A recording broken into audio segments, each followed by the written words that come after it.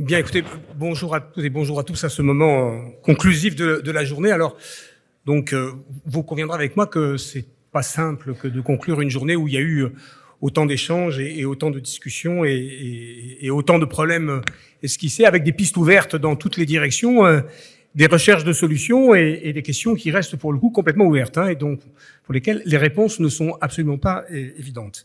Donc moi, ce que je vais faire à ce stade-là, c'est peut-être vous donner quelques points de vue qui sont les miens et quelques convictions que je partage avec moi et que je souhaiterais partager avec vous à ce stade-là de l'échange. Alors pour le coup, je vais intervenir en tant que vice-président de la Fondation Farm, à côté de Pascal et au sein du conseil d'administration, mais aussi quand même, je ne peux pas complètement oublier que j'étais pendant quelques années président-directeur général du CIRAD, et que donc toutes ces questions, vous l'avez vu aujourd'hui tout au long de la journée, je vous jure, il n'y avait pas de conflit d'intérêt, Marc, je te le promets. C'est vrai que bon, les projets et le partenariat entre la Fondation Farm et le CIRAD est suffisamment dense pour qu'il y ait eu plein de choses qui fassent écho à ce travail que la recherche conduit et qui est une partie du sujet. Bon, le problème que nous avons abordé aujourd'hui, donc comment développer et comment maintenir une défense des cultures durables, il est à la fois simple dans son énoncé et dans son principe, mais il est quand même un peu singulièrement complexe dans la bonne manière de l'aborder et de le mettre en œuvre. Là, encore une fois, je crois que les discussions l'ont montré, et moi je n'ai évidemment pas à ce stade-là de clé en main ou de synthèse géniale qui va permettre de faire dans le grand tout la solution à toutes ces questions. Non, c'est pas possible, mais ce qui est certain, c'est qu'il faut continuer à y travailler et y réfléchir. Alors, pourquoi Parce que une des questions qui a quand même été abordée ce matin à plusieurs reprises, c'est que pourquoi est-ce que, alors que les diagnostics sont posés, que les sujets sont donnés, je vais y revenir, mais pourquoi ça bloque? Parce qu'il y a quand même des blocages. Donc, il y a plein d'idées, il y a plein de pistes, mais il y a des blocages. Et donc, pourquoi ça bloque et comment est-ce qu'on peut arriver à dépasser ça? Et c'est donc ce qu'il faut continuer à penser. Alors, oui, la réponse, oui, il faut continuer à investir massivement dans la défense des cultures partout dans le monde. D'abord pour assurer la sécurité alimentaire, et on a eu plusieurs exemples dans les tables rondes qui montrent que dans un certain nombre de pays, la question de la production et de l'augmentation de la production parce que la population augmente, eh bien c'est une question qui est une question centrale.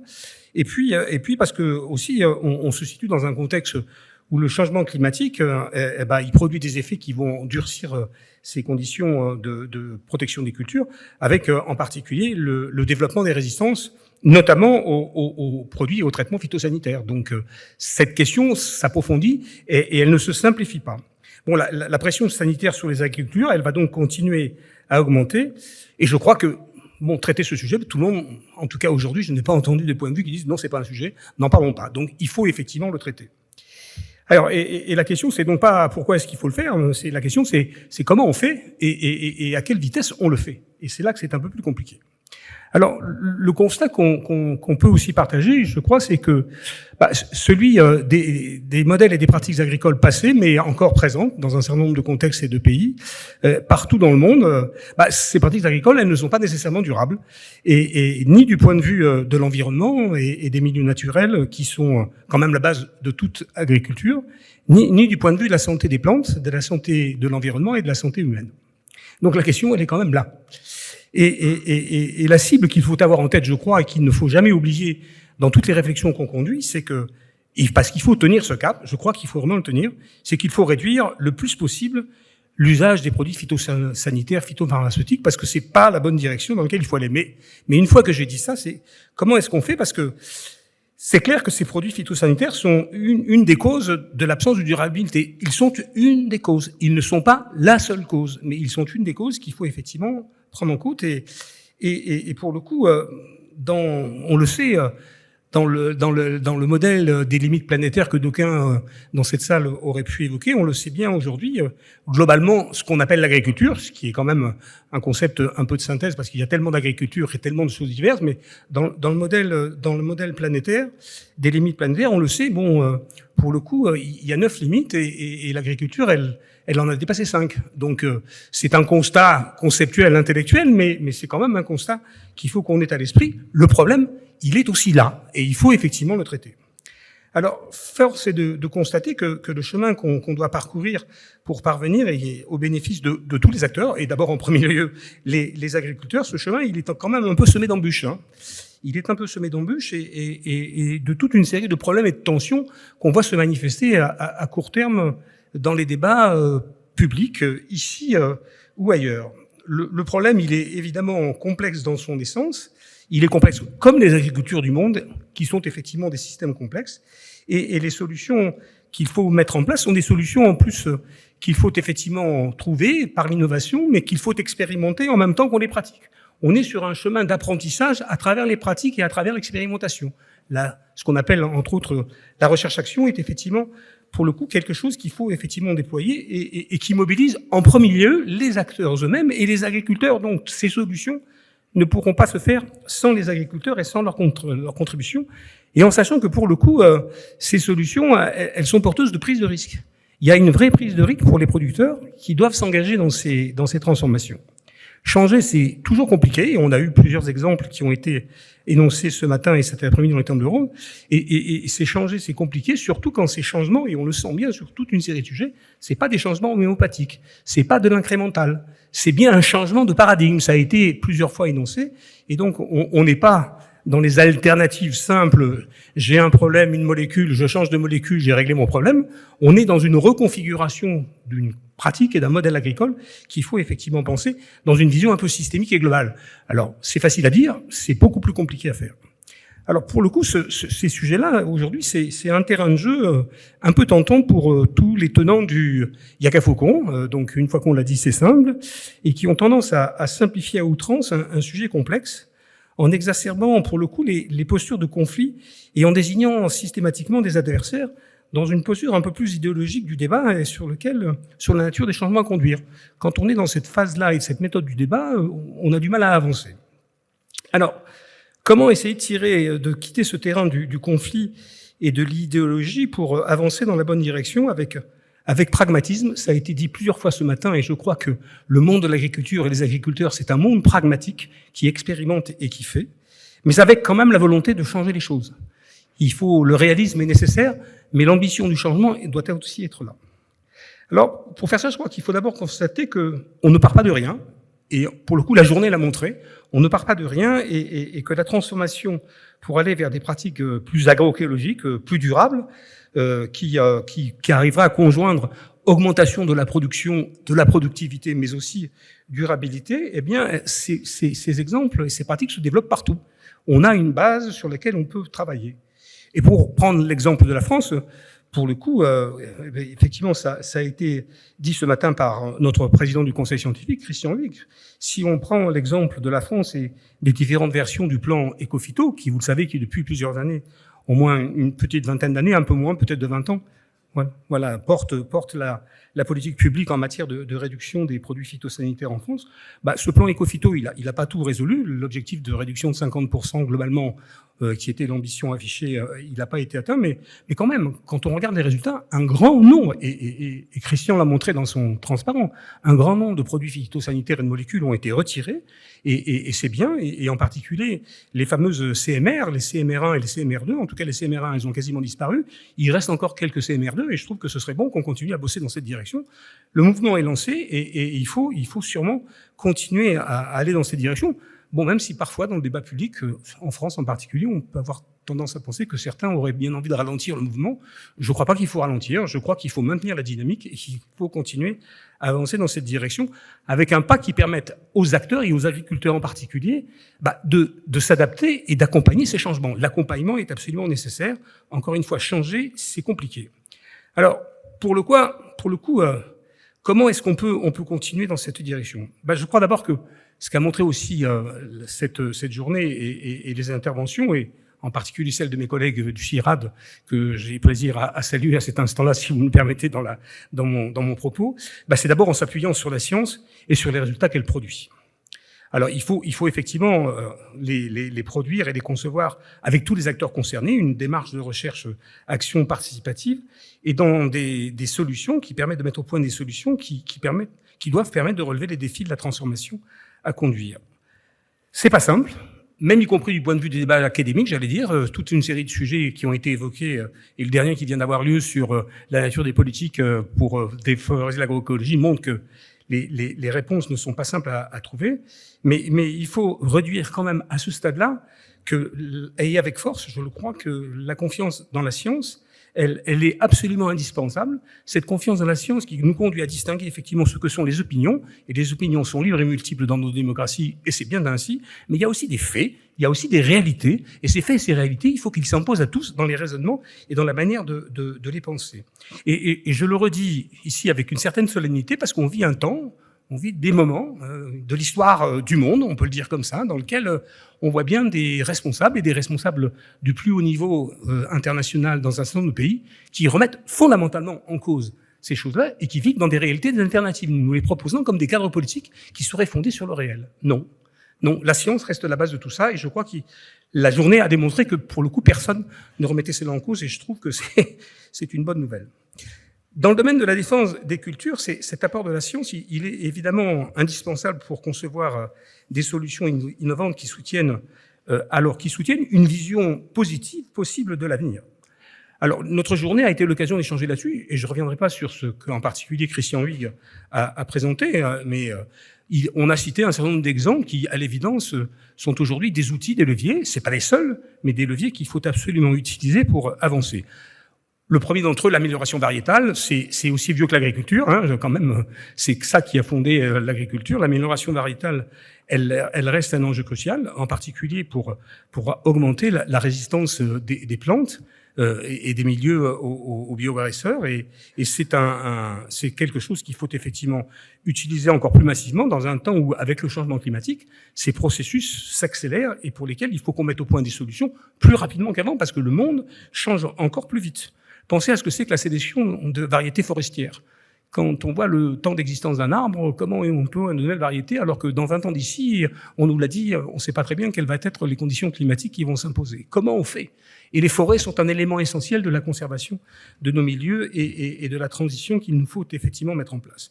Et pour faire ça a aussi été dit ce matin, et je veux aussi, moi, l'endosser et l'affirmer, tous les moyens et tous les leviers doivent être utilisés. Je sais qu'on a des débats permanents et qui sont de bons débats, parce que quand ils se déroulent sur un plan rationnel, ils sont utiles, mais les technologies de l'édition du génome sont des technologies aujourd'hui qui, dans ce contexte, peuvent apporter, dès lors qu'on les utilise à bon escient sur des objectifs et des finalités sociétales qui sont comprises et utiles par tous, qui peuvent être un moyen qu'il faut absolument utiliser.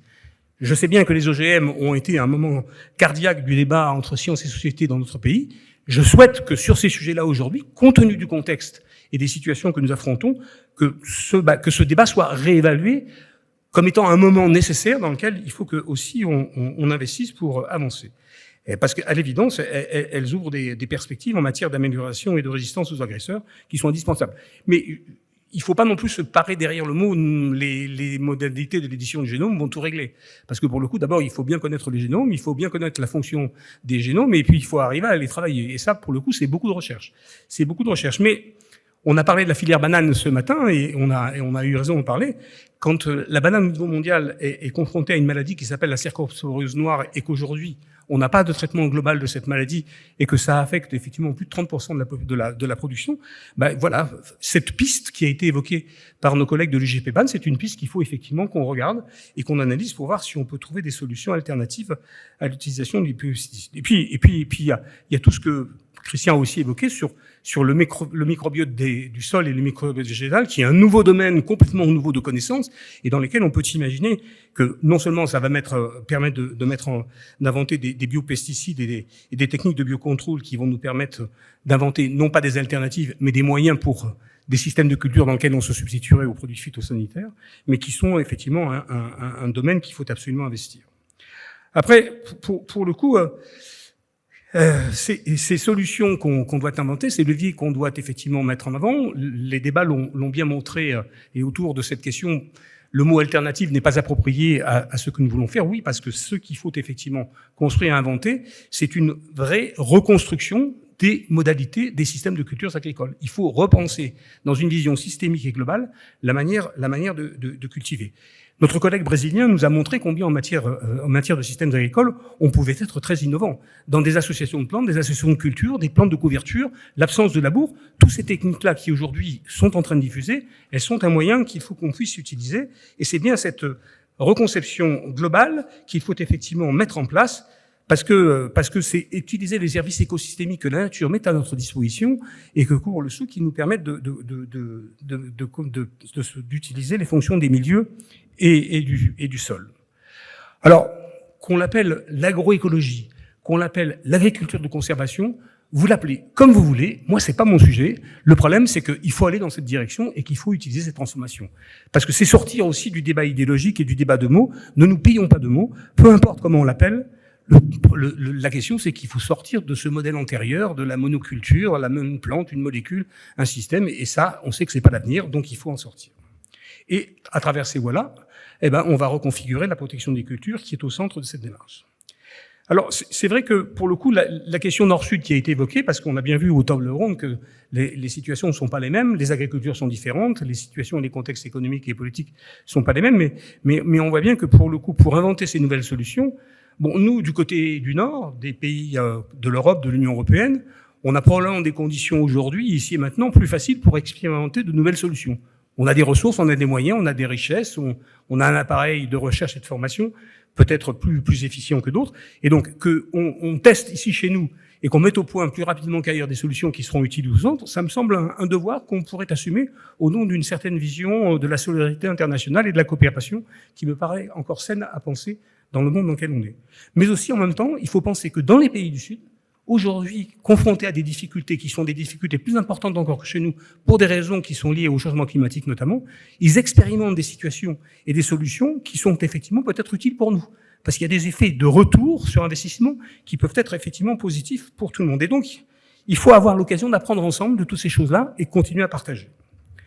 Alors, pour rendre ces changements plus faciles à mettre en œuvre en matière de défense des cultures et qui s'inscrivent donc dans cette approche plus globale des transformations de l'agriculture, il faudrait aussi, et ça a été évoqué ce matin, je crois qu'il faut repenser un peu les instruments de politique publique qui favorisent plus la convergence d'objectifs dans une vision positive de l'avenir qu'il faut arriver à construire. On ne changera pas si on pense que le malheur est devant nous et que tout ce qui nous attend, c'est l'effondrement. Il faut avoir un minimum d'espoir et d'attention pour avancer dans la bonne direction. Donc essayons au moins de dessiner ça, ça me paraît important. Et ce qu'a esquissé les discussions d'aujourd'hui dans cette réunion me semble, sur cette reconfiguration des politiques publiques, il y a peut-être un premier sujet qui est lié aux interactions à développer entre les politiques agricoles qui sont centrées sur la production, parce que c'est leur objectif, et les politiques alimentaires qui, en faisant, grâce à cela, un lien plus fort avec l'aval des filières, où s'exprime d'abord et principalement la valeur ajoutée économique. Et donc, pour le coup, c'est un sujet important parce que ça a été dit aussi par Marc tout à l'heure sur la transition, le juste prix de la production agricole reste effectivement un sujet parce que dans la vision de la filière intégrative que nous avons, entre les producteurs, les transformateurs, les distributeurs et les consommateurs, il y a un endroit où la valeur s'exprime et c'est pas le producteur qui en reçoit probablement le plus juste prix. Et tant qu'on n'aura pas réglé ça, c'est vrai qu'il y a un équilibre, un optimum social à trouver qui reste effectivement un problème central. Et je crois que le cas de la banane, donc nos amis de l'UGPBAN l'ont dit, vous imaginez la banane et les plans durables qui ont plus de 20 ans pour mettre au point une banane durable aux Antilles, c'est 20 ans d'investissement entre l'UGPBAN et le CIRAD avec des techniques qui ont transformé complètement la culture de la banane, mais le prix de la banane, première commodité fruitière consommée dans le pays, il n'a pas bougé d'un iota. Et donc là, il y a vraiment quand même un problème. Il y a un problème parce que les efforts faits par les producteurs antillais, le moins qu'on puisse dire, c'est qu'ils ne sont pas recommencés au niveau du revenu et du rendement. Et donc, je vous le dis, pour le coup, j'en profite. Vous qui achetez de la banane tous les jours comme consommateur, quand vous allez dans un magasin, regardez s'il y a des bananes antillaises. Parce que je suis bien placé pour vous le dire. En tant qu'ancien PDG du CIRAD, les bananes bio qui viennent de l'Équateur et de République dominicaine, je ne vais pas dire que c'est des mauvaises bananes. Mais je peux vous dire que la banane antillaise qui n'est pas bio, parce que notre référentiel pour faire du bio, il est tel que, effectivement, dans le climat qui est celui du tropique, on ne peut pas en faire. Je vous jure que cette banane-là, elle n'est pas bio, mais elle est meilleure que les deux autres. Donc, cherchez celle-là et achetez-les, je vous en conjure, parce que ça va permettre aux producteurs entiers d'avancer dans la bonne direction grâce à vous. Alors, le deuxième sujet, je pense qu'il faut penser, c'est une articulation plus opérationnelle entre une approche qui est une approche filière, qui est une approche traditionnelle qu'on porte effectivement dans la Fondation Farm, et puis une approche de ces questions qui est une approche plus territoriale, et qui paraît être le cadre d'action où les questions de défense des cultures peuvent s'inscrire dans une démarche plus intégrative et qui favorise les effets de système et la meilleure prise en compte des attentes et des besoins de toutes les parties prenantes. Donc voilà, il faut aller vers des politiques plus territoriales de la défense des cultures. Et là aussi, Christian Huyghe l'a évoqué ce matin. Quand on prend les questions, par exemple, d'anticipation et de prophylaxie ou les questions d'épidémiologie de la santé des plantes, c'est bien à l'échelle d'un territoire que ces solutions doivent être pensées dans une logique de bien commun. Et donc c'est là qu'il faut effectivement avancer en partant ces sujets. Donc territoire et déclinaison territoriale sont peut-être des sujets qu'il faut effectivement qu'on arrive à mieux instruire dans les politiques publiques, ici en France et en Europe et probablement partout dans le monde. Enfin, pour arriver à construire avec toutes les parties prenantes les différentes étapes à parcourir sur ce chemin de la transformation qu'il nous faut absolument emprunter, il y a quand même d'autres conditions qui doivent être réunies, pas que des conditions socio-techniques ou économiques, et qui ont trait sur le fond, pour moi, et dans la période que nous vivons, c'est particulièrement, me semble-t-il, sensible, qui ont trait à la méthode et à la pratique du débat public pour rendre possible cette réussite. La méthode et la pratique du débat public. Parce que force est de constater que ces conditions ne sont pas toujours facilement réunies, le débat pouvant parfois se résumer à la confrontation entre deux points de vue antagoniques, bien antagoniques, et dont l'issue ne peut être que la défaite d'une des deux parties et la victoire de l'autre. L'exemple de notre pays est aujourd'hui malheureusement là pour le souligner sur certains sujets, et on peut avoir le sentiment que les seuls choix possibles qui sont offerts à notre agriculture, quand on écoute certains débats, en particulier au Parlement, se résument soit à la disparition pure et simple de notre agriculture parce qu'elle va s'effondrer sous tous les problèmes qu'elle doit affronter, soit à la catastrophe environnementale par empoisonnement de la population. Je pense, j'exagère un peu, mais je pense quand même que voilà, il faut raison garder et trouver le bon chemin. Je pense que la sérénité, la confiance et la raison dans les échanges de points de vue, le refus du déni de certaines réalités qui doivent s'imposer à tous, la reconnaissance de la légitimité des attentes de toutes les parties comme étant des attentes légitimes et normales à prendre en compte, eh bien, elles doivent être effectivement au cœur de cette approche. Et donc, mon collègue Denis Leuillet a parlé ce matin de tartufferie. Je dirais, moi, tartufferie ou contradiction, en tout cas, il faut accepter aujourd'hui que dans l'admirage des échanges, il y a effectivement des contradictions possibles entre le positionnement de chacun des acteurs du système. Et que pour dépasser ces contradictions, il faut construire une vision collective plus positive, plus intégrative, et que ça, c'est effectivement difficile à faire. Mais oui, on est chacun d'entre nous contradictoires dans notre comportement et dans notre rôle, et donc objectivons-le, parlons-en et cherchons à le dépasser. Et donc, pour faire tout cela, il faut arriver à déboucher sur les compromis nécessaires qui tiennent compte des besoins de chacun, tout en tenant le cap de la transformation qui, elle, doit se poursuivre. On peut tirer des bords tant qu'on veut, parce qu'il y a des problèmes qui se posent et qu'on les découvre en même temps qu'on parcourt le chemin. Il faut tirer des bords parce qu'il faut s'adapter, il faut laisser le temps aux acteurs d'avancer dans la bonne direction, mais il faut garder le cap. Et moi, par moments, ce qui m'inquiète dans le débat public en particulier, c'est de voir des points de vue qui défendent aujourd'hui le fait qu'il faut tirer des bords et des caps et parfois reculer un peu pour mieux sauter le coup d'après, mais sans maintenir le fait que le propos, c'est d'aller dans une bonne direction. Et moi, tant qu'on m'explique qu'on va dans la bonne direction, je suis prêt à comprendre que le chemin puisse être un peu tortueux. Mais il faut le dire comme ça. Et ça, je trouve que c'est important. Et voilà, donc, et pour sortir de tout cela et de ce contexte un peu compliqué, je crois que l'important, c'est qu'il faut offrir des lieux où les conditions de ce débat public nécessaire, fait de respect et d'écoute, soient pleinement réunies. Alors, je crois que vous l'aurez compris au sol de cette journée, la volonté de la Fondation Forme, forte de la diversité de son conseil d'administration, il y a déjà une bonne biodiversité dans notre organisation et on vit de cette richesse-là, eh bien, elle est d'être un de ces lieux où ce dépassement soit rendu possible. L'organisation de cette journée de réflexion sur la défense des cultures, sujet, on l'aura compris, singulièrement important, eh bien, s'inscrit bien dans cette ambition. Et notre président Pascal l'a dit ce matin en ouvrant la journée. On a fait ce choix sciemment en conseil d'administration, en sachant que c'était casse-gueule. Et bon, on finit la journée tous indemnes, hein, mais c'est bien. Mais c'est vrai que ce sujet est compliqué et difficile. Et que bon, là-dessus, chacun a des convictions, mais qu'il faut arriver à trouver les voies et les chemins, de les dépasser pour avancer dans la bonne direction. Alors, mon sentiment, c'est que la teneur des débats qu'on a eus aujourd'hui montre que ce défi peut être relevé sûrement, qu'il peut être gagné sûrement aussi, parce qu'on a besoin, de gagner, on a besoin de pas en rester là.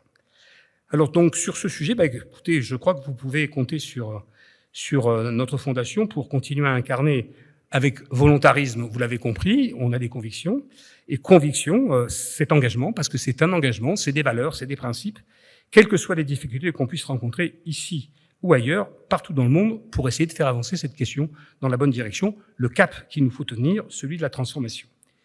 Débattre et coopérer sont deux maîtres mots qui caractérisent notre positionnement au sein de la Fondation pour continuer à favoriser l'émergence d'un avenir meilleur, d'abord pour les agriculteurs et pour le reste de la société, ici, en Europe et partout dans le monde. Et pour ne pas faire mentir l'avenir et pour continuer à avoir une vision positive des choses, parce que je crois que c'est comme ça qu'on peut avancer, je voulais juste faire appel au poète qui disait, alors c'est un de mes poètes favoris, Paul Éluard, je voulais partager ça avec vous. Paul Éluard, il disait, au sortir de la Deuxième Guerre mondiale, qui avait été une période un peu compliquée et un peu difficile, il disait ces quelques vers que je voulais partager avec vous. Il ne faut pas de tout pour faire un monde, il faut du bonheur et rien d'autre, y voir clair et lutter sans défaut. Je vous invite donc à poursuivre ce combat avec nous et vous remercie pour votre attention.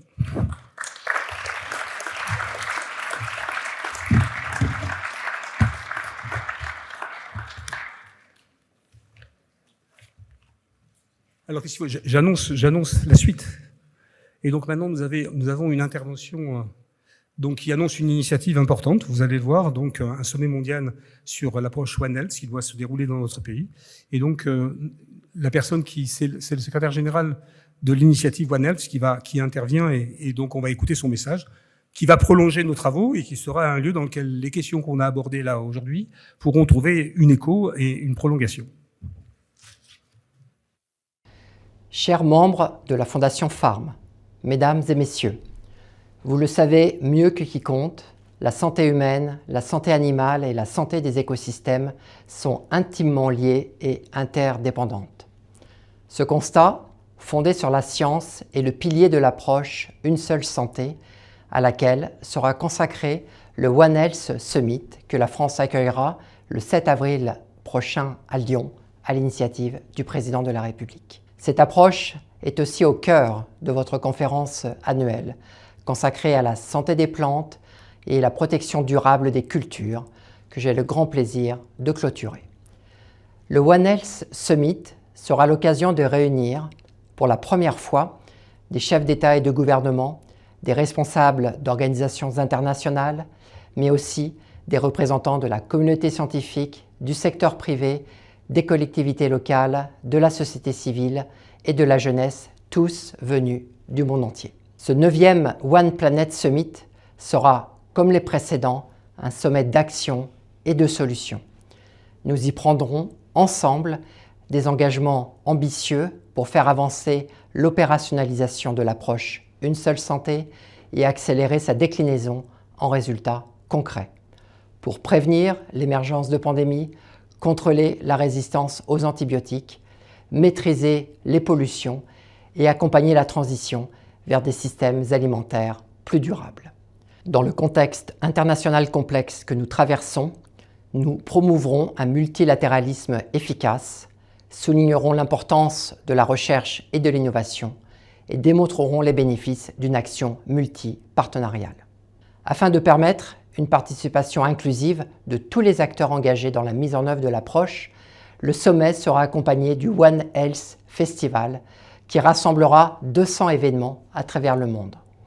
Il s'agira d'un moment d'échange important pour informer, sensibiliser et guider l'action collective, publique et privée. Ainsi, ensemble, nous développerons une culture commune One Health entre scientifiques, politiques et citoyens. D'ici le sommet, je sais compter sur votre engagement pour mobiliser le plus largement possible au sein de vos communautés. Merci d'œuvrer collectivement pour une meilleure santé du vivant et de la planète. Et rendez-vous à Lyon.